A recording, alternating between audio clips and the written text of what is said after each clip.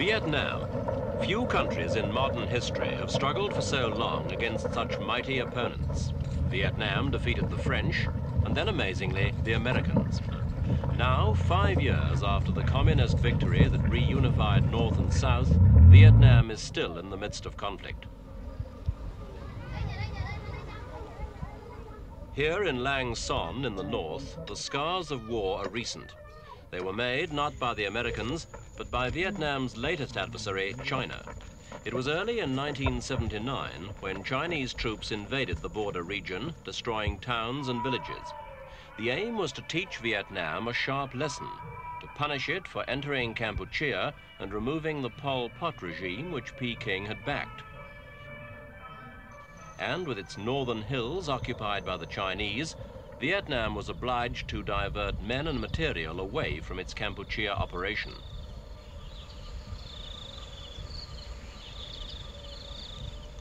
The fighting's ended now, but the conflict simmers on. Vietnam is still in Kampuchea, with perhaps as many as 200,000 troops. And China's anger isn't just directed against Vietnam, it's against Russia too. The battle for control of Kampuchea has been called a war of proxy between Moscow and Peking. For today, it's exclusively Soviet aid that keeps the Vietnamese army well supplied. And since China has cut off virtually all links with Hanoi, it's the Russians who have filled the vacuum. Moscow's keen to keep Vietnam as a close ally.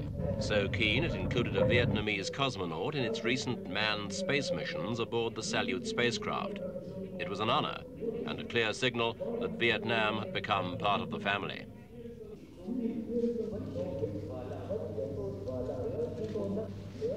It's a dangerous game for Vietnam. Every new link with the Russians makes the Chinese more suspicious and resentful. In the long run, that can't do Vietnam any good.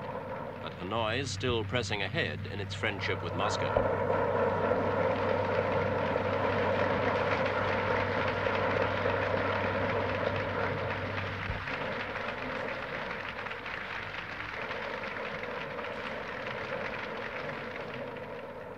On the foreign trade front too, the Soviet Union and its communist partners have filled a gap left by China. Russian advisors are here in their hundreds to oversee the booming trade, which now comes in almost exclusively through Vietnam's ports.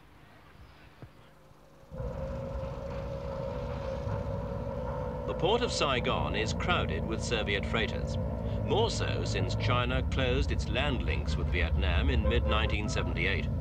Significantly, at the same time, the Soviet Union brought Vietnam into Comecon, the communist trading area.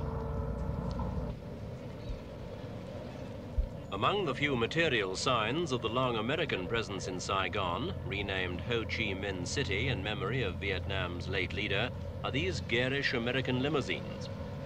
The authorities frown on them, though, as symbols of materialism. They are used mainly for weddings.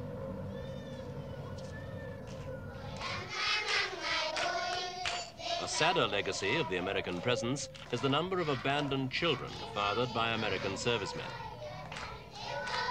At this orphanage on the outskirts of Saigon, 47 of the 500 or so children are half American. Most have been abandoned by their mothers, usually because of the social stigma involved. At this institution, though, there is no discrimination at all.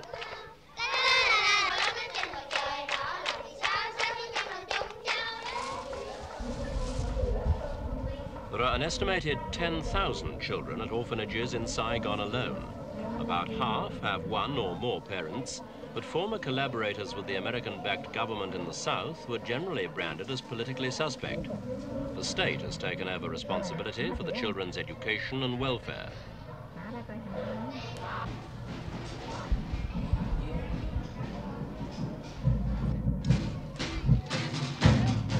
More than 2/3 of the children here are boys, because the Vietnamese prefer to adopt girls. Both sexes can stay on until they're 18. Then they have to find a job in the world outside. Downtown Saigon has changed enormously since the Americans left. There are clubs and bars frequented still by the young, but the authorities aren't keen. Most have been closed down, condemned as centres of drugs, vice and gambling.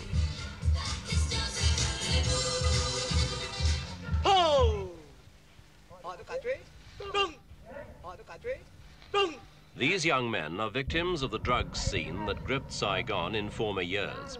Officials say there were 150,000 drug addicts in the city in 1975, most of them on heroin.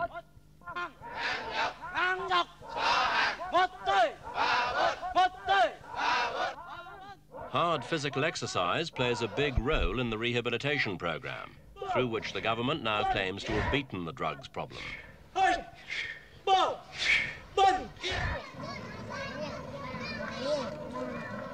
Another big social problem is housing. The American war policy of creating the so-called free fire zones in the countryside forced hundreds of thousands of peasants to crowd into the major cities. Some parts of Saigon retain an architecture that reflects the French colonial past, and the city was fortunate in that it never suffered in air raids, nor even from prolonged heavy fighting. New apartment blocks are going up too. Those skilled workers and middle-ranking party members have priority.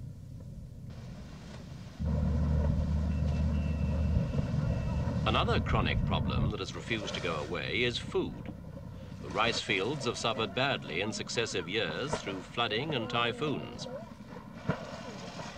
Since the end of the war, individual food rations have even grown smaller, between 6 and 7 kilos of rice, lesser amounts of wheat and potatoes, and perhaps 200 grams of pork. On Hanoi's free market, a young pig can cost more than the average monthly wage, and a carton of cigarettes can be sold for as much as $100.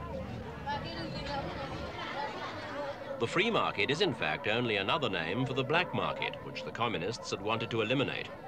But even the government itself now operates special stores selling foreign luxury goods, though only in exchange for hard foreign currency.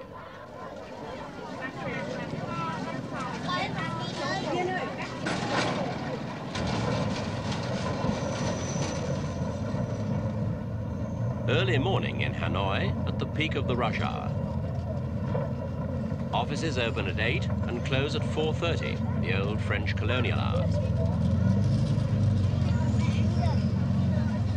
Trams are few and far between, though. The usual form of transport here is still the bicycle. In the whole of Vietnam, there are reckoned to be 30 million inhabitants.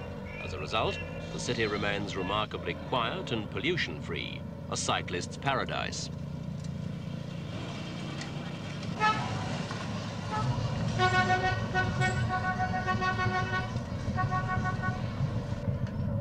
When the hard-working citizens have a free day, many go to pay homage to Ho Chi Minh, the Enlightened One, the national hero who died in 1969 while the war still raged.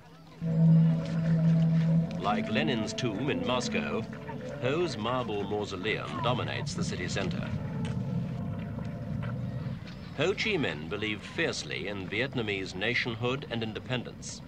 He never doubted they were worth fighting for, though even he probably never envisaged just how much they would cost. There is no living Vietnamese generation that has not known war, and the young are not being allowed to forget the drama of the conflict with America. The War Museum in Hanoi has a display reconstructing the scene over the city at the height of the American bombing campaign.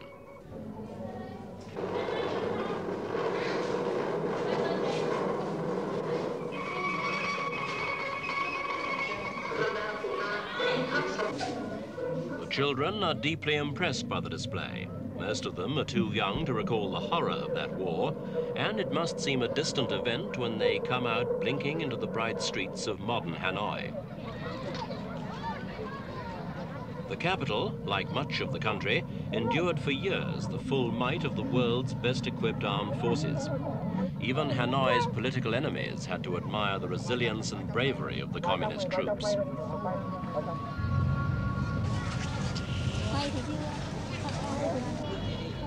Ho Chi Minh helped his country to survive by committing himself neither to the Soviet Union nor to China. Would he have approved of today's close links with the Soviet Union?